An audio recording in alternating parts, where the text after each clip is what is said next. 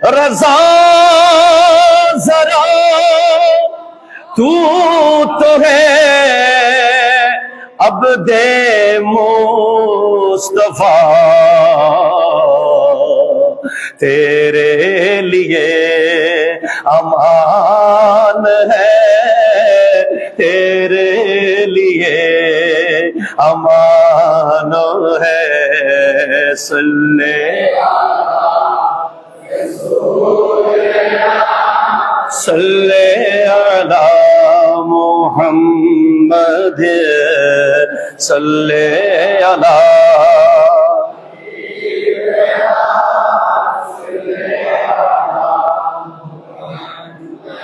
চিৎকার দিয়ে বলেন মারহাবা। ঐতিহ্যবাহী দায়েম নজির জামে আহমদিয়া সুন্নিয়া জামে মসজিদের সম্মানিত মুসল্লিয়ান কেরাম, মুরব্বিয়ান ইজাম, পর্দার আড়ালের মুস্তুরাদ খাওয়াতিন, মা ও বোনেরা, সকলে আমার সালাম গ্রহণ করুন। আসসালামু আলাইকুম ওয়া রাহমাতুল্লাহি ওয়া বারাকাতুহু।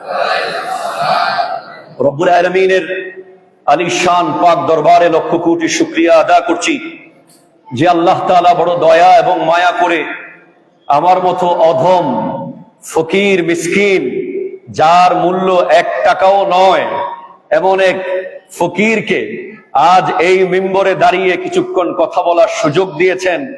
আমি আল্লাহর দরবারে কোটি কোটি শুকরিয়া আদা করছি। এবং আপনারা যারা উপস্থিত হওয়ার সুযোগ পেয়েছেন আজকের জুমার নামাজে, সকলে আরেকবার বলেন আলহামদুলিল্লাহ। সাথে সাথে আমি স্মরণ করছি আমার শ্রদ্ধেয় উস্তাদ, যার আদেশে আমি আজ এই মিম্বরে দাঁড়িয়েছি, অত্যন্ত যোগ্য, দক্ষ, অত্যন্ত সফল খতিব আল্লামা আবুল আসাদ মোহাম্মদ জুবায়ের রিজভী সাহেব কিবলা মুদ্দাজিল্লাহুল আলী। এবং স্মরণ করছি এই এলাকার সকল দাতাদেরকে, যারা এই মসজিদের খিদমত করে করে কবরে গেছেন, এই মাদ্রাসার খিদমত করে করে কবরের বাসিন্দা হয়েছেন। বিশেষ করে দায়েম নজিরের পরিবারবর্গ এবং ওনাদের সকলকে শুকরিয়া আদায় করছি। সকলে আরেকবার বলি আলহামদুলিল্লাহ।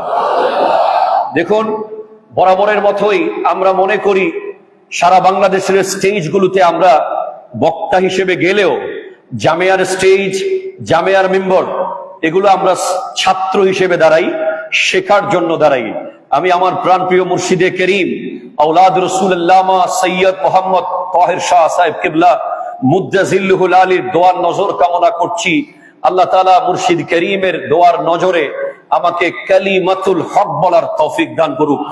সকলে বলুন আমিন। এটা আজকে মাহে সফরুল মুজাফফর চলছে। এই মাস আসলেই আমাদের কানে বাজে মুলকে সুখন কি শাহী, तुमको रजा मुसल्लम जिस सिमते आ गए हो सिक्के बिछा दिए हैं। যার নাম এই মাসে না নিলে বেওয়াফাই হবে। একজন সুন্নি হিসেবে, একজন খাঁটি ইমানদার হিসেবে যার স্মরণ এই মাসে করা আমাদের জন্য নৈতিক এবং ইমানি দায়িত্ব, তিনি হলেন ইমাম আহমদ রেজা খান ফাজিলে বেরলভী রহমতুল্লাহ আলাইহি। চিৎকার দিয়ে বলেন মারহাবা। আমি আজ 14 শতাব্দীর মুজাদ্দিদ ইমাম আহমদ রেজা খান ফাজিলে বেরলভী রহমতুল্লাহ আলাইহি, যাকে একটা আমি শুধু মানুষ বললে ভুল হবে, হি ইজ অ্যান ওশান, তিনি একটা সাগর, সুবহানাল্লাহ বলেন। তিনি একটা জগৎ, তিনি একটা বিশাল বড় ইউনিভার্সিটি। তিনি, তাকে মেসাল দেওয়ার মতো উদাহরণ আমাদের কাছে নাই। শুধু আমরা তাকে একটু করে চেষ্টা করি তার কথা বলে নিজেদের ব্যাটারি চার্জ করতে চেষ্টা করি। কোরআন বলছে সূরা মুজাদালা, উলাইকা কাতাবা ফি কুলুবিহিমুল ঈমানা ওয়া আইয়াদাহুম বিরূহিম মিনহু। উলাইকা দোস, এমন কিছু মানুষ আছে, কাতাবা লিখে দেওয়া হয়েছে, ফি কুলুবিহিম তাদের কলবে। আপনারা সুবহানাল্লাহ আস্তে বলতেছেন, আর জোরে বলতে হবে। আমাকে সুবহানাল্লাহর আওয়াজ না দিলে আমার কোনোভাবে আওয়াজ আসবে না, এমনিতে ভয়ে কাঁপতেছি, উস্তাদের মিম্বরে দাঁড়াইছি। তো উলাইকা তারা, এমন কিছু ব্যক্তি পৃথিবীতে আল্লাহ পাঠিয়েছেন যাদের কলবে আল্লাহ লিখেন। আমরা লিখতে পারি কাগজে, আমরা লিখতে পারি পাথরে, আমরা লিখতে পারি খাতায়, আমরা লিখতে পারি অন্যান্য জিনিসে, কিন্তু আল্লাহ রব্বুল আলামিন লিখেন কলবে। মারহাবা। আমাদের সেক্রেটারি মহোদয়কে মোবারকবাদ জানাচ্ছি। আমরা লিখতে পারি না কলবে, কলবে লিখতে পারেন আল্লাহ। সুবহানাল্লাহ বলেন। তো আল্লাহ এমন কিছু ব্যক্তি সৃষ্টি করেছেন যাদের কলবে আল্লাহ একটা জিনিস লিখে দিয়েছেন। সেই জিনিসটার নাম কি? সেটার নাম হলো ঈমান।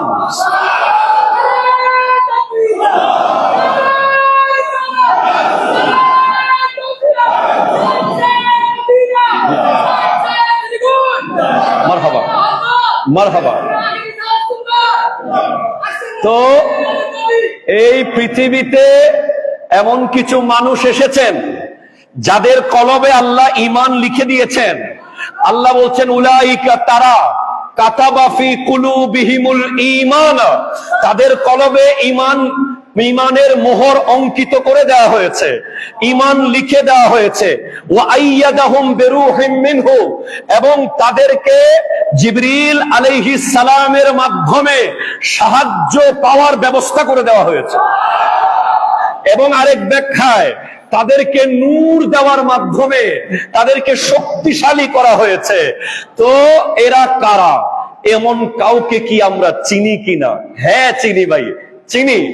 এই আয়াত থেকে একজন ব্যক্তি পৃথিবীতে ছিলেন যিনি নিজের জন্ম সাল বের করেছেন, যিনি আবজদি গণনা দিয়ে আলিফের একটা মান আছে আরবিতে, বার একটা মান আছে, তার একটা মান আছে, এই মানগুলোকে এক জায়গায় এনে উনি উলাইকা কাতাবা ফি কুলুবিহিমুল ঈমানা ওয়া আইয়াদাহুম বিরূহিম মিনহু, এই আয়াতের প্রত্যেকটা অক্ষরের মান আলাদা আলাদা বের করে যোগফল বের করেছেন 1272। তো 1272 কি হয়েছিল? 1272 এমন একটা হিজরি সন, যেই সনে এই পৃথিবীতে দুজন আহমদের জন্ম হয়েছে, একজন বেরলিতে আরেকজন সিরিকুটে। একজনের নাম আহমদ রেজা, আরেকজনের নাম সৈয়দ আহমদ শাহ। দুজন আহমদ। আল্লাহু আকবার। তাহলে যদিও সৈয়দ আহমদ শাহ সিরিকুটি রহমতুল্লাহ আলাই ওনার জন্মসালের ব্যাখ্যা দিয়ে কিছু বলেন নাই, কারণ উনি জানেন যে উনি এমন ব্যক্তির মসলকের উপরে জামিয়া দিয়ে যাচ্ছেন, তিনি সব বলে দেবেন। সেজন্য আলা হযরত নিজের জন্মসাল বের করেছেন এই আয়াত থেকে 1272। তাহলে 1272 সালে যার জন্ম হয়েছে তার কলবে আল্লাহ ঈমান লিখে দিয়েছে। তাহলে বুঝতে হবে যাদের কলবে আল্লাহ ঈমান লিখে দিয়েছে এমন দুই আহমদ আমাদের কাছে আছে। একজন সৈয়দ আহমদ শাহ সিরিকুটি রহমতুল্লাহ আলাই, একজন ইমাম আহমদ রাজা খান ফাজিলে বেরলভী রহমতুল্লাহ আলাই। আল্লাহু আকবার, জোরে বলেন। হায় হায় হায় হায়, ক্যা হে আহমদ রাজা খান ফাজিলে বেরলভী রহমতুল্লাহ আলাই। আমি তার জিন্দেগির সামান্য কিছু কথা বলতে পারবো, সময় দেওয়া হবে না, এত জুমার নিয়ম আছে। তার বাবার নাম হলো হযরতে নখি আলী খান, তার দাদার নাম হযরতে রেজা আলী খান, সুবহানাল্লাহ। তার মায়ের নাম হুসাইনি খানম, তার আজানি নাম হলো মুহাম্মদ। একটু জোরে বলেন সুবহানাল্লাহ। তার আজানি নাম মুহাম্মদ। আমি কেন আজকে এই টপিক নিয়েছি? কারণ আমার তরুণ প্রজন্মের যুবকরা যদি কোনোভাবে আহমদ রাজা খান ফাজিলে বেরলভী রহমতুল্লাহ আলাইকে চিনে ফেলে ভালো মতো, তাদের কাছে আইনস্টাইনকে বাচ্চা মনে হবে। সুবহানাল্লাহ, আপনারা বলেন নাই সুবহানাল্লাহ বলেন। তাদের কাছে নিকোলাস কপারনিকাসকে শিশু মনে হবে, তাদের কাছে সক্রেটিস, টলেমি, তাদের কাছে নিউটনকে ছোট বিজ্ঞানী মনে হবে। আহমদ রাজা খান ফাজিলে বেরলভী রহমতুল্লাহ আলাই এত বড় বিজ্ঞানী, এত বড় সায়েন্টিস্ট, যিনি 250 বিষয়ের উপরে 1500 কিতাব লিখেছেন, যিনি ডান হাত বাম হাত দুই হাতে একসাথে কিতাব লিখতেন। ডান হাতে লিখতেন আমার নবীর পক্ষে, বাম হাতে লিখতেন বাতিলের বিরুদ্ধে। এই ব্যক্তিকে চিনার দরকার আছে না নাই? আমরা শুধু মসলকে আলা হযরত নাম শুনেছি, আমরা আলা হযরতের নাম শুনেছি, কিন্তু এই সমুদ্রের এক পেয়ালা পানি আমরা এখনো পান করতে পারি নাই, যার আজানি নাম মুহাম্মদ, সুবহানাল্লাহ জোরে বলেন। যার বাবা ওনাকে ডাকতেন আহমদ মিয়া, যার মা ওনাকে ডাকতেন আম্মান মিয়া, যার নিজে নিজের নাম রেখেছেন আব্দুল মুস্তাফা, একটু জোরে বলেন সুবহানাল্লাহ। যার তারিখি নাম হলো আল মুখতার, এবং এই তারিখি নাম আল মুখতারও আবজদি গণনা অনুযায়ী 1272 হয়ে যায়। যিনি ওই ব্যক্তি, গোটা পৃথিবীর প্রথম মুসলমান সায়েন্টিস্ট, পৃথিবীর সৃষ্টিলব্ধ থেকে আমার নবী, সাহাবা, তাবেঈন, তবে তাবেঈনের হিসেব আলাদা। এরপরে এই পৃথিবীতে উনি ওই ব্যক্তি যিনি মাত্র 6 বছর বয়সে 2 ঘন্টা নয়, 4 ঘন্টা নয়, 6 ঘন্টা মিলাদুন নবীর উপরে বক্তব্য রেখেছেন। তার নাম হলো ইমাম আহমদ রাজা। আপনি গড় নেহি কিয়া। শুধু তাই নয়, উনি 8 বছর বয়সে, আমরা মাদ্রাসায় পড়াই 9ম 10ম শ্রেণীতে হেদায়েতুন নাহু, ইলমে নাহুর অত্যন্ত কঠিন এবং অত্যন্ত মূল্যবান কিতাব, যেটা পড়ানোর জন্য অনেক যোগ্যতার প্রয়োজন হয়। ওই কিতাবের ব্যাখ্যা গ্রন্থ লিখেছেন আরবি ভাষায় মাত্র 8 বছর বয়সে।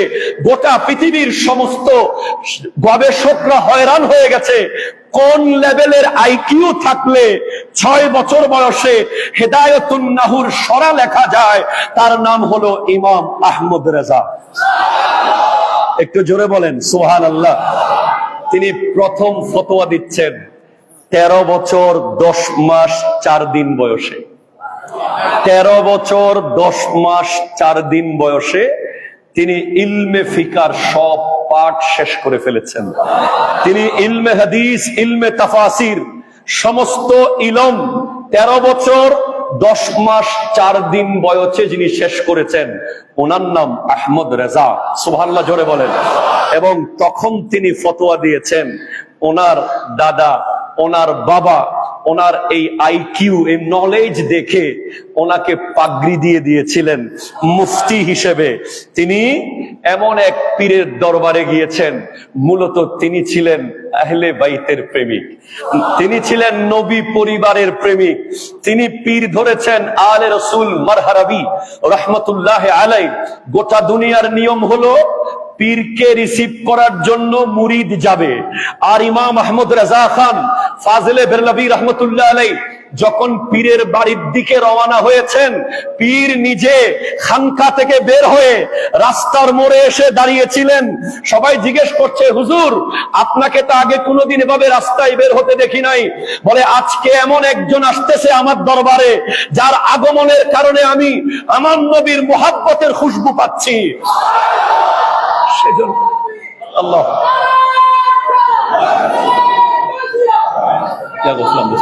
ঠিক আছে, মাশাআল্লাহ, ধন্যবাদ। আমি আমার নবীর ইশক এবং মুহাব্বতের খুশবু পাচ্ছি, তাই আমি রাস্তায় গিয়ে দাঁড়িয়েছি। ইমাম আহমদ রেজা খান ফাজিলে বেরলভী রহমতুল্লাহ আলাইহির পীর আর রাসূল মারহারাবি ওনাকে বায়াত করানোর সাথে সাথে 13 সিলসিলার খেলাফত দিয়ে দিয়েছেন। বলে, হুজুর মাত্র বায়াত হয়েছি, এখনো তো আমাকে কিছু দেখলেন না। বলে, আহমদ রেজা তুমি এমন ভাবে তৈরি হয়ে এসেছো, তোমাকে দেখার কিছু নাই। আমি হাসরের মাঠে আল্লাহ যদি আমি আলে রসুল মারহারাবিকে জিজ্ঞেস করে কি নিয়ে এসেছো, আমি আল্লাহকে বলবো আহমদ রেজাকে নিয়ে এসেছি। এমন কথা যার পীর বলেছেন, তিনি হলেন ইমাম আহমদ রেজা খান ফাজিলে বেরলভী রহমতুল্লাহ আলাইহি, যাকে 1900 সালে আল্লামা আব্দুল মুক্তাদির বাদায়ুনি রহমতুল্লাহ আলাইহি একটি মাহফিলে মুজাদ্দিদ লকবে ঘোষণা করেছেন। মুজাদ্দিদ, হু ইজ মুজাদ্দিদ? আমার নবীর হাদিস বলছে, ক্বালা রাসূলুল্লাহ সাল্লাল্লাহু আলাইহি ওয়াসাল্লাম, ইন্নাল্লাহা ইয়াবআসু লিহাযিহিল উম্মতি আলা রাসি কুল্লি মিয়াতি সানাতিন মান ইউজাদ্দিদু লাহা দীনাহা। আল্লাহ প্রত্যেক 100 বছরের মাথায় এমন একজন ব্যক্তিকে পাঠান, যিনি আল্লাহর দ্বীন, নবীর দেখানো রাস্তা, সাহাবায়ে কেরামের রোড, আহলে বাইত রাসূলের রোড, এই রোডে কোন ধরনের ভঙ্গুর কিছু আসলে, কোন বাতুলতা আসলে উনি সেটাকে সংস্কার করে দেন। উনি সেটাকে নিজের ইলম, বেলায়ত, ফাসাহত, নিজের ইবাদত, রিয়াজত, যোগ্যতার মাধ্যমে ওইটাকে ঠিক করে দেন। তাকে মুজাদ্দিদ বলা হয়, রিফর্মার বলা হয়। আলা হযরত ইমাম আহমদ রেজা খান ফাজিল বেরলভী রহমতুল্লাহ আলাইহি, উনি 14 শতাব্দীর রিফর্মার, মুজাদ্দিদ। প্রথম শতাব্দীর মুজাদ্দিদ হযরত ওমর ইবনে আব্দুল আজিজ, দ্বিতীয় শতাব্দীর মুজাদ্দিদ ইমাম আহমদ ইবনে হাম্বল, তৃতীয় শতাব্দীর মুজাদ্দিদ ইমাম নাসাই, চতুর্থ শতাব্দীর মুজাদ্দিদ ইমাম বাইহাকি, পঞ্চম শতাব্দীর মুজাদ্দিদ ইমাম গজালি, ষষ্ঠ শতাব্দীর মুজাদ্দিদ ইমাম ফখরুদ্দিন রাজি, গৌসুল আজম জিলানী, সপ্তম শতাব্দীর মুজাদ্দিদ ইমাম তকিউদ্দিন সুবকি, অষ্টম শতাব্দীর মুজাদ্দিদ ইমাম ইবনে হাজার আসকালানি, নবম শতাব্দীর মুজাদ্দিদ ইমাম জালালউদ্দিন সুয়ুতি, দশম শতাব্দীর মুজাদ্দিদ হযরত মুল্লা আলী কারি, 11তম শতাব্দীর মুজাদ্দিদ শেখ আহমদ সরহিন্দি ফারুকি, মুজাদ্দিদে আলফে সানি, 12তম শতাব্দীর মুজাদ্দিদ হযরত মুহিউদ্দিন আওরঙ্গজেব, 13তম শতাব্দীর মুজাদ্দিদ শাহ আব্দুল আজিজ মুহাদ্দিস দেহলভী। আর 14তম শতাব্দীতে এমন ফিতনা এসেছে, যেই ফিতনাগুলো এত ভয়ঙ্কর ছিল, যেই বেয়াদবি আবু জেহেল করে নাই, যে বেয়াদবি আবু লাহাব করে নাই, যে বেয়াদবি উতবা শায়বা করতে পারে নাই, সেরকম বেয়াদবি আমার নবীর উম্মতের ভিতরে নবীজির শানে করা শুরু হয়েছে। একদল বলছে মিলাদুন নবী বেদাত, আরেক দল বলছে ওরস বেদাত, আরেক দল বলছে মাযহাব মানা যাবে না, আরেক দল বলছে মিলাদ কিয়াম করা যাবে না। এভাবে 500 রকমের বাতুলতা এক জায়গায় এসেছে 14 শতাব্দীতে। তখন বাগদাদের গৌসে পাকের আশিকরা বলছে ইয়া গৌস আল মাদদ, গরিব নওয়াজের আশিকরা বলছে ইয়া গরিব নওয়াজ আল মাদদ, হযরত শাহনশাহ শ্রীকুটের মুরিদরা বলছিল ইয়া শাহনশাহ শ্রীকুট আল মাদদ। প্রত্যেক ওলির মুরিদরা আপন আপন পীরকে বলছে যে এটা কোন ফিতনা এসে গেল, আমাদের মানুষ হয়ে সুন্নিয়তের লেবাস পরে সুন্নি সেজে নবীজির শানে বেয়াদবি করছে, সাহাবার শানে বেয়াদবি করছে, আহলে বাইত রাসূলের শানে বেয়াদবি করছে। সমস্ত ওলি আল্লাহদের দোয়ায় আমার দয়াল নবী সিলেক্ট করে 14 শতাব্দীতে মুজাদ্দিদ হিসেবে পাঠিয়েছেন ইমাম আহমদ রেজা খান ফাজিল বেরলভী রহমতুল্লাহ আলাইহি।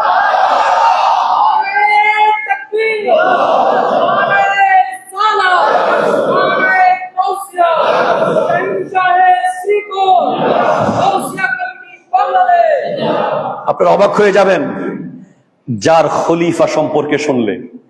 ইমাম আহমদ রেজা খান ফাজিলে বেরলভী রহমতুল্লাহ আলাইহি এমন এমন খলিফা, ওনার 81 জন খলিফা, 28 জন আরব দেশে জাজিরাতুল আরবের বাসিন্দা ছিল। বিশ্ববিখ্যাত আলেম, যারা আরবিতে তুখর আরবি, খাঁটি আরবি, এমন 28 জন আরব দেশের বড় বিশ্ববিখ্যাত আলেম ছিল ইমাম আহমদ রেজা খান ফাজিল বেরলভীর খলিফা। একজন ছিলেন আফ্রিকায় ওনার খলিফা, 34 জন ভারতে, 12 জন পাকিস্তানে। যার খলিফার মধ্যে আছে খতিবে মসজিদুল হারাম, সুবহানাল্লাহ, জোরে বলেন। খতিবে মসজিদুল হারাম আল্লামা শেখ মোহাম্মদ সালি কামাল আল মক্কি, যিনি ইমাম আহমদ রেজা খান ফাজিল বেরলভী রহমতুল্লাহ আলাইহির খলিফা ছিলেন। খতিবে মসজিদুল হারাম আল্লামা শেখ মাওলানা আব্দুল্লাহ ইবনে আহমদ আবুল খায়ের মিরদাত আল মক্কি, তিনি ইমাম আহমদ রেজা খান ফাজিল বেরলভীর খলিফা ছিলেন। আফ্রিকার মুহাদ্দিসে বিলাদ মাগরিব আল্লামা শেখ মোহাম্মদ আব্দুল হাই ইবনে আস-সৈয়দ আব্দুস সাত্তার আল কাত্তানি, ইমাম আহমদ রেজা খান ফাজিল বেরলভীর খলিফা ছিলেন। তিনি কত বড় সমুদ্র, যাকে নিয়ে ভারতের 12 জন গবেষক গবেষণা করে পিএইচডি ডিগ্রি নিয়েছেন। বিষয় একটা, ইমাম আহমদ রেজা খান ফাজিল বেরলভী। আপনারা অবাক হবেন, পিএইচডি ডিগ্রি কি জিনিস। ডক্টর অফ ফিলোসফি কাকে দেওয়া হয়? একটা সাবজেক্ট দেওয়া হয়, ওই সাবজেক্টে টোটাল গবেষণা করে পুরো পৃথিবী থেকে চুনকে কোনো নকল করা যাবে না, কোন ধরনের কপি করা যাবে না, আলাদা আলাদা কথা লিখতে হবে গবেষণা করে। ওই গবেষণাধর্মী বইটা যখন ইউনিভার্সিটির পিএইচডি দেওয়ার যারা কমিটি থাকে ওনাদেরকে দেওয়া হয়, শিক্ষকদের, ওনারা যাচাই বাছাই করার পর ডক্টর লেখার অনুমতি দেয়। তাহলে ইমাম আহমদ রেজা খান ফাজিল বেরলভী রহমতুল্লাহ আলাইহি কত বড় জাত হলে, যাকে নিয়ে ভারতের 12 জন গবেষক পিএইচডি করেছে আলাদা আলাদা ভাবে। এরপর আমেরিকার একজন গবেষক পিএইচডি করেছেন। এরপরে পাকিস্তানের 10 জন গবেষক পিএইচডি করেছেন। বাংলাদেশে একজন করেছেন আমাদের জামিয়া আহমদিয়া সুন্নিয়া কামিল মাদ্রাসার সুযোগ্য মুহাদ্দিস ডক্টর নাসির উদ্দিন নাইমি সাহেব কিবলা মুদ্দাজিল্লুহুল আলী। আরো কেউ থাকলে থাকতে পারে। এরপরে 10টি এমফিল গবেষণা হয়েছে মিশরে, তার মধ্যে 3টি মিশরে। ওনাকে নিয়ে আরবি ভাষায় 5টি কিতাব রচিত হয়েছে, উর্দু ভাষায় 46টি কিতাব রচিত হয়েছে, ইংরেজি ভাষায় 5টি কিতাব রচিত হয়েছে, বাংলায় 6টি নয় আরো অনেক হয়ে গেছে এতদিনে। ওনাকে নিয়ে পুরো পৃথিবী হয়রান যে এটা কি জাত আল্লাহ পাঠিয়েছেন এই দুনিয়ার মধ্যে। আমার সময় হবে না, আমি ওনার নাতে রসুলের সাইটটাতে যদি না যাই আমার অন্তর ঠান্ডা হবে না। আজকে আপনারা যেগুলো শোনেন, চমক তুঝসে পাতে হে সব পানে वाले, मेरा दिल भी चमका दे चमकाने वाले, तू जिंदा है वल्लाह, तू जिंदा है वल्लाह, मेरे चश्मे आलम से चुप जाने वाले, उठा दो पर्दा दिखा दो चेहरा कि नूर बारी हिजाब में है, जमाना तारीक हो रहा है कि महरे कब से निकाब में है, लमियाती नजीर कफी नजरिन मिसले तू नशुद पैदा जाना, जगराज ताज तो रेसो रेसो ए तुझको शहेद सरा जाना। শুধু তাই নয়, জামিয়ার অ্যাসেম্বলিতে প্রতিদিন সকাল 8:15 যেই নাট পড়ে পড়ে জামিয়ার ছাত্ররা প্রথমে ইশকে রসুলের সবক নেয়। সবসে আলা ও আলা हमारा नबी, सबसे बाला वो आला हमारा नबी, अपने मौला का प्यारा हमारा नबी, दोनों आलम का दूल्हा हमारा नबी। এ সব যিনি লিখেছেন তার নাম আহমদ রেজা। আল্লামা সৈয়দ মুহাম্মদ তৈয়ব শাহ রহমতুল্লাহ আলাইহি বলেছেন, যার কলমের এই অবস্থা তার দিলের কি অবস্থা। যদি তার দিলটা দেখা যেত তিনি কত বড় আশিকে রসুল। আয় হায় হায় হায়। ইমাম আহমদ রেজাকে জিজ্ঞেস করছি, চমক তুঝসে পাতে হে সব পানে ওয়ালে, মেরা দিল ভি চমকা দে চমকানে ওয়ালে। কেন চমক তুঝসে পাতে হে, আপনি দিলের কথা কেন বললেন? উত্তর আসে, লাইট দিয়ে রাস্তা আলোকিত করা যায়, লাইট দিয়ে ঘর আলোকিত করা যায়, লাইট দিয়ে মাঠ আলোকিত করা যায়, কিন্তু দিল পৃথিবীর কোন কারেন্টের লাইট দিয়ে আলোকিত করা যায় না। দিল যদি আলোকিত করতে হয় আমার নবীর মুহাব্বতের নূর লাগে, আমার নবীর ইশকের নূর লাগে, আহলে বাইত রাসূলের মুহাব্বত লাগে, সাহাবায়ে কেরামের মুহাব্বত লাগে। আলে রাসূলের মুহাব্বত থাকলেই দিল আলোকিত হয়। একটু জোরে বলেন সুবহানাল্লাহ। হায় হায়, আমি আপনাকে কি করে বলি, সামনে জশ্নে জুলুসে ঈদে মিলাদুন নবী সাল্লাল্লাহু আলাইহি ওয়াসাল্লাম আসতেছে। এই ব্যাপারে দেখবেন অনেক কথা আমাদের প্রিয় ভাইয়েরা বলে, লাইটিং কোথায় পেলে, পর্দা কোথায় পেলে, ব্যানার কোথায় পেলে, পতাকা কোথায় পেলে, এটা কোথায় আছে, ওটা কোথায় আছে। আমি খুঁজতে খুঁজতে খুঁজতে আলা হযরতের একটি নাতের লাইন পেয়ে গেলাম। আলা হযরত ইমাম আহমদ রেজা লিখছেন, এ ইশক তেরে সদকে জলনে সে ছুটে সস্তে। ওগো ইশক, ওগো নবী প্রেম, তোমার কারণে আমি আগুন থেকে অল্প খরচে বেঁচে গেলাম। ওগো নবী প্রেম, ওগো নবী প্রেম, তোমার কারণে আগুন থেকে অল্প খরচে বেঁচে গেলাম। আমি একটু হুদাইবিয়ার প্রান্তরে যেতে চাই। হুদাইবিয়ার প্রান্তরে আমার নবীকে যখন মক্কার কাফেররা আটকে দিল, 1400 সাহাবা নিয়ে আমার নবী যখন মক্কায় যাচ্ছিলেন, হযরতে আবু বকর সিদ্দিক রাদিয়াল্লাহু তাআলা কান্না করছিলেন, ইয়া রাসূলুল্লাহ, আমি নিজের বাড়িতে যাব না, নিজের ব্যবসা প্রতিষ্ঠানে যাব না, শুধু একটু কাবা ঘরটা দেখে চলে আসব, একটু যাওয়ার ব্যবস্থা করুন। আমার আল্লাহ কবুল করেছেন। লাকাদ সাদাকাল্লাহু রাসূলাহুর রুইয়া বিল হাক্কি, এই আয়াতের মাধ্যমে আমার নবী 1400 সাহাবা নিয়ে যখন রওনা হয়েছেন, আমার নবীকে যখন হুদাইবিয়ার প্রান্তরে আটকে দেওয়া হলো, মক্কার কাফেররা প্রতিনিধি পাঠিয়েছে আমার নবীর অবস্থান দেখার জন্য। উরওয়া বিন মাসউদ রাদিয়াল্লাহু তাআলা আনহুকে, উনি পরে মুসলমান হয়েছিলেন, উনি এসে দেখে আমার নবীর সামনে 1400 সাহাবা বসা, নীরব নিস্তব্ধ, প্রিন্ট অফ সাইলেন্ট চলছে, ওরা সবাই সামনে হাত বাড়িয়ে রেখেছে। তখন উরওয়া বিন মাসউদ যখন মক্কায় চলে গেল, বলে কি দেখেছো? বলে খোদা কি কসম, আমি তোমাদের পক্ষ হয়ে কাইসারের দরবারে গিয়েছি, কিসরার দরবারে গিয়েছি, তবে মুহাম্মদ আরবি সাল্লাল্লাহু আলাইহি ওয়াসাল্লামের মতো এমন জাত আমি আর দেখি নাই। বলে মাত্র 6 বছর আগে এখান থেকে যে ইয়তীম মুহাম্মদ গিয়েছিল তার এমন কি পরিবর্তন হয়ে গেছে। বলে আমি দেখলাম তার সামনে 1400 সাহাবা বসা, সবাই তার সামনে হাত দিয়ে রেখেছে। ইন তানাখামা নুখামাতান ইল্লা ওয়াকাত ফি কাফি রাজুলিন ফাদালাকা বিহা ওয়াজহাহু ওয়া জিলদাহু। উনি যখন মুখ থেকে থুতু মুবারক ফেলছেন, নাক থেকে শ্লেষা মুবারক ফেলছেন, উজু করে কুলি মুবারক ফেলছেন, 1400 সাহাবা যুদ্ধ করছিল, তার আগে কে ওনার কুলির পানি নিয়ে নেবে, ওনার নাকের শ্লেষা নিয়ে নেবে, ওনার মুখের থুতু নিয়ে নেবে। শুধু নিচ্ছে না, বরং তারা মুখে মাখতেছে আর বুকে মাখতেছে। বলে নবীজি কি মানা করে নাই? না। নবীজি কি কোথাও বলেছে থুতু মাখতে? না। নবীজির প্রস্রাব মুবারক সাহাবা খেয়েছে, নবীজি বলেন নাই যে খেতে হবে। নবীজির ঘাম মুবারক উম্মে সুলাইম হযরত আনাস ইবনে মালিক রাদিয়াল্লাহু তাআলা আম্মা বোতল বন্দি করে নিয়েছিলেন। নবীজির প্রস্রাব মুবারক, রক্ত মুবারক খেয়েছে সাহাবা।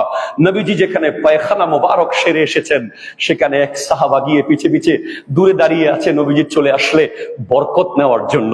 সে দেখে ওখানে কিছু পাথর পড়ে আছে, সে এখান থেকে পাথর যখন নেয়, ওই পাথর থেকে মেশ আম্বরের খুশবু বের হতে থাকে। মক্কার বড় বড় আজিমুশান আতর দেনেওয়ালারা hayran হয়ে গেছে, এমন খুশবু কোত্থেকে আসছে। বলে এটা নবীজির পায়খানা মুবারকের বরকত। আমি জশ্নে জুলুসে ঈদে মিলাদুন নবীর ব্যাপারে যারা প্রশ্ন তোলে, তাদেরকে আমরা আজকে এই জুমার মিম্বর থেকে বলতে চাই যে কিয়ামত পর্যন্ত টাইম দেব।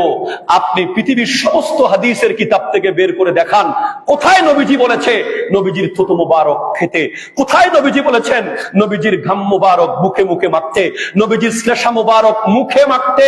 তো উত্তর দিতে হবে আপনাকে, নবীজি বলেন নাই, এটা হলো ইশক। আরো জোরে বলেন সুবহানাল্লাহ। এটাকেই বলে ইশক। যেভাবে ওনারা বিনা দলিলে নবীজির থুতু মুবারক মুখে আর মুখে মেখেছে, সেভাবে আমাদের দলিল আছে আছে আছে। এরপরেও বিনা দলিলে আমরা জশ্নে জুলুসে ঈদে মিলাদুন নবী করে যাব, করতে থাকবো। হাত তুলে বলেন ঠিক।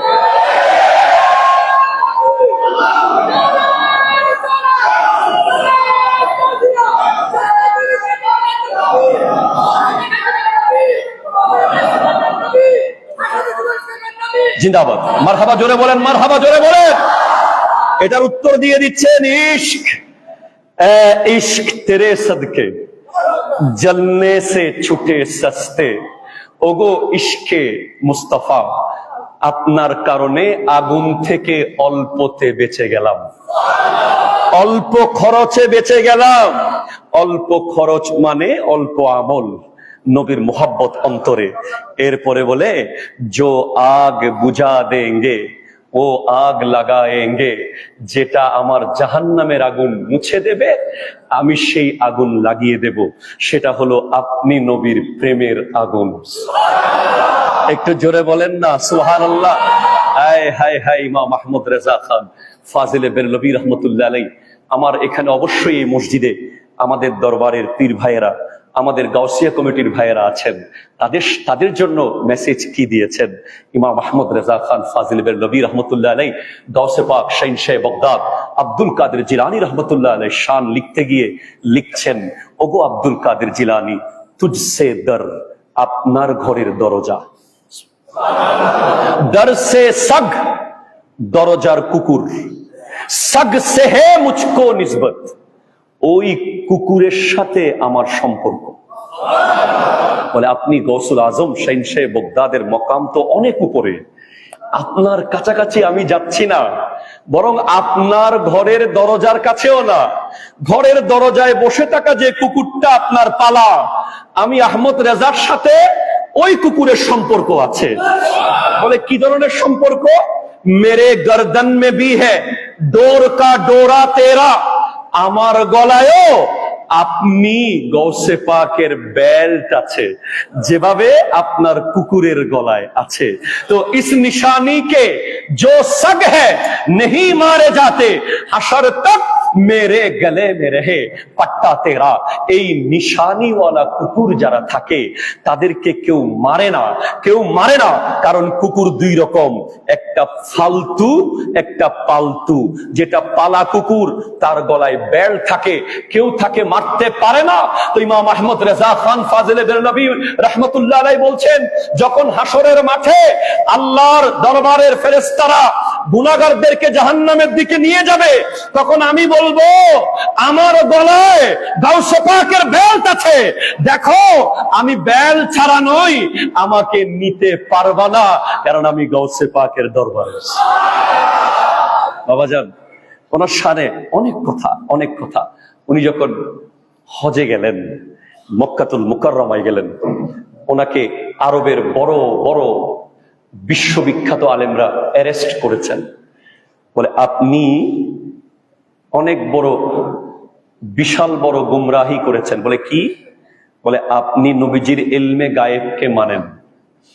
তখন উনি বলছেন, হ্যাঁ আমি ইলমে গায়েবকে মানি। বলে দলিল দেখান। ইমাম আহমদ রেজা খান ফাজিলে বেরলভী রহমতুল্লাহ আলাইহি বলছেন, আমি তো এখানে হজ করতে আসছি, আমি তো এখানে লাইব্রেরির বই নিয়ে আসি নাই। যদি আপনারা বলেন আমি কাবা ঘরের আঙ্গিনায় বসে বই লিখে দিতে পারি। উনি মাত্র 8 ঘন্টায় 186 পৃষ্ঠার কাছাকাছি আদ-দৌলাতুল মাক্কিয়া বিল মাদ্দাতিল গায়বিয়া কিতাব এমন ভাবে লিখেছেন ইলমে গায়েবের উপরে, গোটা আরবের আলেমরা অবাক হয়ে আশ্চর্য হয়ে গেছে এবং ওনাকে মানতে বাধ্য হয়েছে। উনি যখন কাবাগর তাওয়াফ করছিলেন, কাবাগরের 7ম তাওয়াফ যখন এসেছে, তখন উনি পড়া শুরু করে দিলেন যে আয় হায় হায় হায় হায়, বলছে হাজিও आओ शहनशाह का रोजा देखो, काबा तो देख चुके हो अब काबे का काबा देखो। এই হাজিরা চলো যাবো শহনশাহ রওজা দেখতে যাব, কাবা তো দেখেছি এবার কাবার কাবা দেখতে যাব। এরপরে বলে জুমআ মক্কা ঈদ, ঈদের দিন ছিল মক্কা শরীফের শুক্রবার জুমার দিন, আমাদের ঈদের দিন ছিল মুজরিমো আও ইহা ঈদে দুশম্বা দেখো। ওগো গুনাহগাররা, আমাদের জন্য তো এই শুক্রবারে জুমার দিন, আমরা তো গুনাহগার, আমাদের ঈদ নয়, এগুলো নেককারদের ঈদ। আমাদের গুনাহগারদের ঈদ হবে সোমবার, আমার নবীর আগমনের দিন। চলো আগামী সোমবার মদিনাতে কাটাবো। এই কথা বলতে বলতে উনি এমন ওয়াজদের মধ্যে চলে গিয়েছেন, মনে হচ্ছে কাবা ঘর নিজে আওয়াজ করে বলছিল, गौर से सुन तू रजा काबा से आती है सदा, मेरे आंखों से मेरे प्यारे का रौजा देखो। যেন কাবা বলছে আহমদ রেজা তোমার চোখগুলো খুলে রেখে দাও জমিনে, আমি কাবার চোখ তোমার চোখে লাগাও, তারপর তুমি মদিনাতে যাও, তুমি নবীর রওজার দিকে তাকাবে, বরং নবীকে তুমি দেখতে পাবে, কারণ তোমার চেয়ে আমি কাবা আরো বড় আশিক।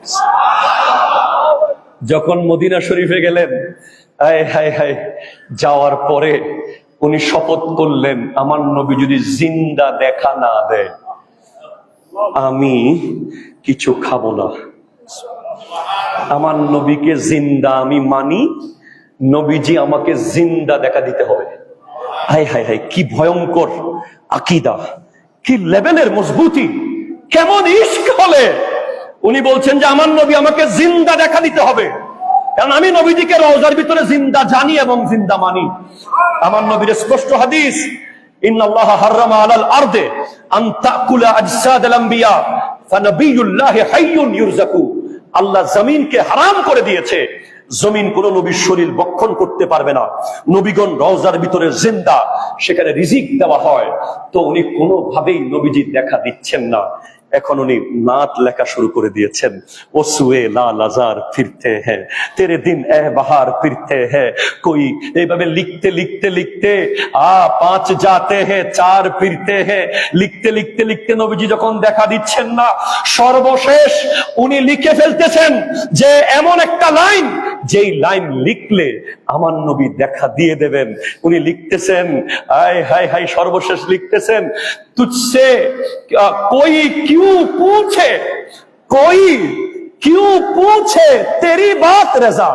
ওগো আহমদ রেজা, তোমার কথা এখানে কেউ কেন জিজ্ঞেস করবে? তুমি এমন কি হয়ে গেছো মদিনার গলিতে? তোমার চেয়ে বড় বড় আশেক এখানে ঘুরতেছে পাগল হয়ে, তোমার চেয়ে বড় বড় ফকির এখানে ঘুরতেছে। কই কিউ পুছে তেরি বাত রেজা। ওগো আহমদ রেজা, তোমার কথা কেউ কেন জিজ্ঞেস করবে? তুঝসে কুত্তে হাজার ফিরতে হ্যাঁ, তোমার চেয়ে দামি দামি কুকুর এখানে ঘুরতেছে। এই কথা বলার সাথে সাথে আমার নবী রওজা থেকে জিন্দা বের হয়ে আহমদ রেজাকে জড়িয়ে ধরেছেন, দিদার দিয়েছেন।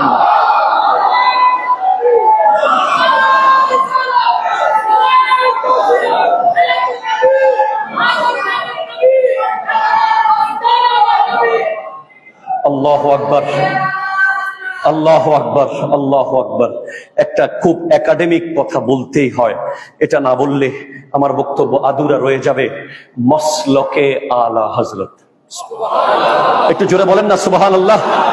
মাসলাকে আলা হযরত এটা কি? আবার আমাদের দেশে প্রশ্ন আসে, আমাদের দেশে অনেকেই জানে না যে মসলকে আলা হযরত এটা কি।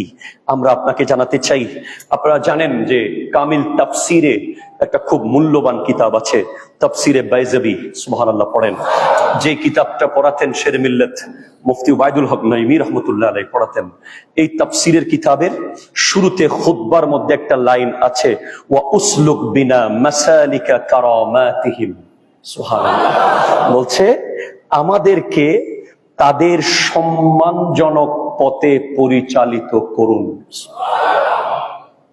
মাসালিকা, এখানে মসলকের বহু বচন মাসালিক আনা হয়েছে, অর্থাৎ ইয়া আল্লাহ আপনি আমাদেরকে তাদের সম্মানজনক পথে পরিচালিত করুন।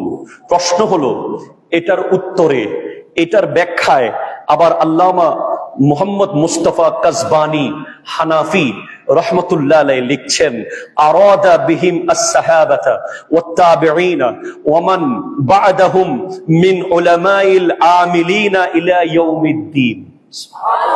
বলছে এটার দ্বারা উদ্দেশ্য হলো তারা যারা সাহাবায়ে কেরাম, যারা তাবিঈন, যারা তবে তাবিঈন এবং যারা কিয়ামত পর্যন্ত আমলদার আলেমগণ উদ্দেশ্য।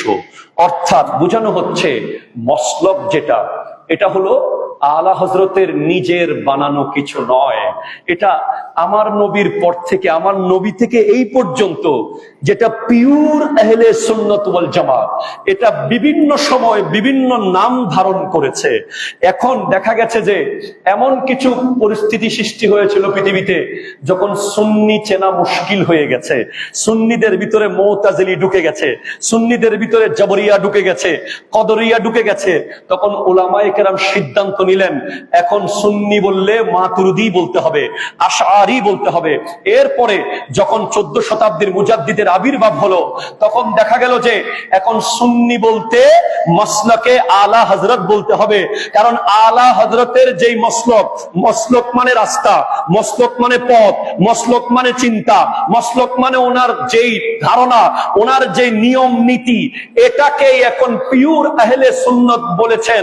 এটা আমরা বলছি না, এটা গোটা পৃথিবীর প্রায় 22,000 আলেম একসাথে বসে এক জায়গায় স্বীকৃতি দিয়েছে যে মসলকে আলা হযরত হলো হক এবং সত্যিকারের আহলে সুন্নাত।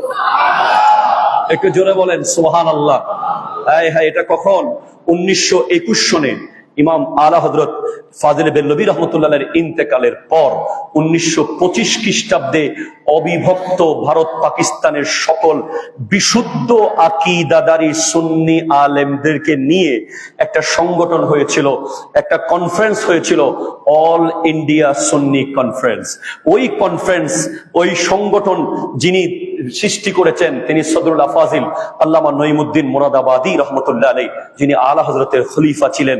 ওই সংগঠনের এক প্রোগ্রামে বিশ্বের সকল আকাবির, তৎকালীন সময়ের শ্রেষ্ঠ আকাবির উলামায়ে কেরাম সেদিন একমত হয়ে বলেছিলেন, আজকে থেকে বিশুদ্ধ আকীদার পথ হলো মাসলাকে আলা হযরত। আপনি নিজেই বুঝে নেন, কোথায় সিরিকুটের পাহাড়, কোথায় বেরেলি শরীফ, কোথায় সিরিকুট, কোথায় বেরেলি, কোথায় সৈয়দ আহমদ শাহ সিরিকুটি রহমতুল্লাহ আলাইহি, কোথায় ইমাম আহমদ রাজা ফাজিল বেরেলভী রহমতুল্লাহ আলাইহি। উনি বেলায়েতের নজরে আমার দাদা হুজুর কিবলা দেখেছেন যে এই যুগে এমন ফিতনা আসবে, নিজের ঘরের ভিতরে ফিতনা থাকবে, নিজের ভাইয়ের চেহারায় ফিতনা থাকবে, নিজের বন্ধুর চেহারায় ফিতনা থাকবে। তখন বাঁচতে হলে মাসলকে আলা হযরতের কোনো বিকল্প থাকবে না। ঠিক কিনা জোরে বলেন? আমরা সকল মাসলক যেগুলো হক সেগুলোর বিরুদ্ধে নই, তবে এই যুগে মাসলকে আলা হযরত হলো পিওর মাসলক। এবার আপনি দেখেন ইমাম আহমদ রেজা খান ফাজিল বেরলভী, যাকে আমি বিশ্ববিখ্যাত সায়েন্টিস্ট বলেছি, যিনি এমন এমন কিতাব লিখেছেন, 30 বছর বয়সে তিনি মেডিকেল এমব্রোলজির উপরে গবেষণা করে কিতাব লিখেছেন। এরপরে উনি 30 বছর বয়সে ফিজিওলজির উপরে গবেষণা করে তাহকিক করে কোরআনের আয়াতের সাথে ফিজিওলজির সম্পর্ক প্রমাণ করেছেন। এরপরে 1896 উনি আসাম সাম কিতাবের মধ্যে আল্ট্রাসাউন্ড, আল্ট্রাসনোগ্রাফির সাথে কোরআনের কি সম্পর্ক সেটা প্রমাণ করেছেন। যিনি 1896 আবার টপোলজির উপরে তিনি গবেষণা করেছেন। 1908 ইংরেজিতে তিনি লেপ্রোলজির উপর গবেষণা করেছেন। শুধু তাই না, তার গবেষণা এমন ছিল যে তিনি আন-নূর ওয়ান নাওরা কিতাবের মধ্যে পানির ফিজিক্যাল প্রপার্টিজ, পানিকে তিনি 350 প্রকার ভাগ করেছেন। পানির উজুর মাসালা বয়ান করতে গিয়ে 350 রকম পানি ইমাম আহমদ রেজা খান ফাজিল বেরলভী বের করেছেন।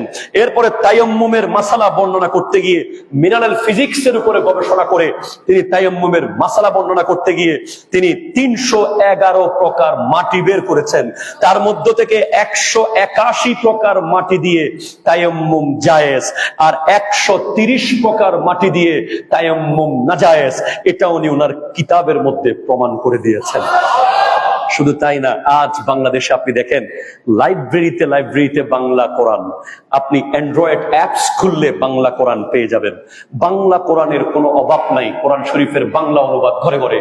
কিন্তু যদি সেটা আহমদ রেজা খান ফাজিলে বেরলভী রহমতুল্লাহ আলাইহির মতো আশেকে রসুলের লেখা অনুবাদ না হয়, আপনার ঈমান চলে যাওয়া 1 সেকেন্ডের ব্যাপার। যদি আমি আপনাকে বলি, আপনি অবাক হয়ে যাবেন যে কোরআনের একটা আয়াত, ওয়ালাম্মা ইয়ালামিল্লাহুল্লাযীনা জাহাদু মিনকুম, এই আয়াত সূরা আলে ইমরানের 142 নম্বর আয়াত। এই আয়াতের অনুবাদে আপনি আপনার নিজের অ্যান্ড্রয়েড অ্যাপস খুললে দেখবেন সূরা আলে ইমরানের 142 নম্বর আয়াত। এখানে লেখা আছে, এখনো জানেননি আল্লাহ, এখনো জানেননি আল্লাহ। নাউজুবিল্লাহ, জোরে বলেন। মানে আল্লাহ এখনো জানেননি। কি জানেননি? যারা তোমাদের মধ্যে যুদ্ধকারী তাদের সম্পর্কে। আচ্ছা, আল্লাহ যদি এখনো না জানেন, আল্লাহ কখন জানবেন? আল্লাহকে কে জানাবেন? আল্লাহ তো সব জানতা, ঠিক কিনা জোরে বলেন। আল্লাহই তো দুনিয়াকে জানিয়েছেন। এমন ভয়ঙ্কর অনুবাদ হয়েছে। এরপরে আরেকজন অনুবাদ করেছে, এটা শাহ আব্দুল কাদের অনুবাদ। শাহ আব্দুল কাদের উনি অনুবাদ করেছেন, আল্লাহ এখনো জানেননি। এরপরে ফতে মোহাম্মদ জালন্দরি দেওবন্দি উনি অনুবাদ করেছেন, এখনো খোদা তোমাদের জিহাদকারীদেরকে ভালোভাবে জেনেই নেননি। নাউজুবিল্লাহ। এরপরে আব্দুল মজিদ দরিয়াবাদী অনুবাদ করেছেন, অথচ এখনো আল্লাহ তোমাদের মধ্য থেকে সেসব লোককে জানেনি না। আপনার নাউজুবিল্লাহ, জোরে বলেন। এভাবে সবাই শুধু আল্লাহকে জানেন না, জানেন না, জানেন না, জানেন না, এই কথা অনুবাদ করেছে। কারণ শুধু ডিকশনারির অর্থ জেনে অনুবাদ কোরআন শরীফ করা যাবে না। ডিকশনারিতে অনেক শব্দের অর্থ আছে যেগুলো আল্লাহর শানে ব্যবহার করা যাবে না, নবীজির শানে ব্যবহার করা যাবে না। ইমাম আহমদ রেজা খান ফাজিলে বেরলভী রহমতুল্লাহ আলাইহি অনুবাদ করেছেন, আল্লাহু আকবার, যে और अभी अल्लाह ने তোমারে গাজিও কা ইমতিহান না লিয়া, বলে আল্লাহ এখনো তোমাদের গাজীদের পরীক্ষা নেননি। কোথায় জানেননি? আর কোথায় পরীক্ষা নেননি, এইভাবে ঈমান হরণ হয়ে যাচ্ছে। শুধু আপনি তাই না, আমাদের সকলের খুব কমন একটা জিনিস, ইয়া আইয়ুহান নবী। একটু জোরে বলেন সুবহানাল্লাহ। এটার অনুবাদ করেছে বিশ্বের বেশিরভাগ বাংলা অনুবাদকারীরা হে নবী, হে নবী, হে নবী। আর ইমাম আহমদ রেজা খান ফাজিল বেরলভী রহমতুল্লাহ অনুবাদ করেছেন এ গায়েব কে খবর দেনে ওয়ালা। আমাদের দেশে তথাকথিত এক মৌলবী বলেছিল না, নবী মানে সাংবাদিক। নাউজুবিল্লাহ, জোরে বলেন না। তো আমরা বলি বাবা এখনো পড়ালেখা করেন নাই, ভালোভাবে করেন। নবী মানে সাংবাদিক নয়, সংবাদ বাহক। সাংবাদিক সংবাদ দেয় সংবাদ ঘটে যাওয়ার পরে, আর নবী সংবাদ দেয় সংবাদ ঘটে যাওয়ার 1400 বছর আগে। একটু জোরে বলেন না সুবহানাল্লাহ। গায়েব কে খবর দেনে ওয়ালা।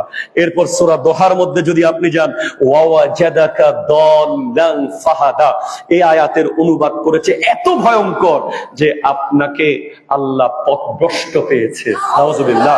আপনাকে আল্লাহ পথ ভোলা পেয়েছে, আপনাকে আল্লাহ পথ হারা পেয়েছে। এভাবে আপনার সন্তান প্রতিনিয়ত ভুল অনুবাদ করে করে ঈমান হারা হচ্ছে। আর ইমাম আহমদ রেজা খান ফাজিল বেরলভী रहमतुल्लाह ने लिखेছেন, और तुम्हें अपनी मोहब्बत में खुद रफ्ता पाया तो अपनी तरफ राह दी।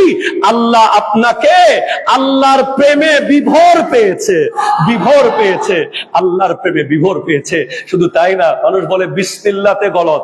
আমাদের বহু বিসমিল্লাহ গলত আছে। কেন, কিভাবে? আমরা বলি বিসমিল্লাহির রহমানির রহিমের অনুবাদ করতে গিয়ে আমরা শুরু করি পরম দিয়ে, পরম করুণাময়, অসীম দয়ালু, এই বলে পরম দিয়ে শুরু হয়েছে। এরপরে আমরা শুরু করি, শুরু করতেছি, শুরু দিয়ে শুরু।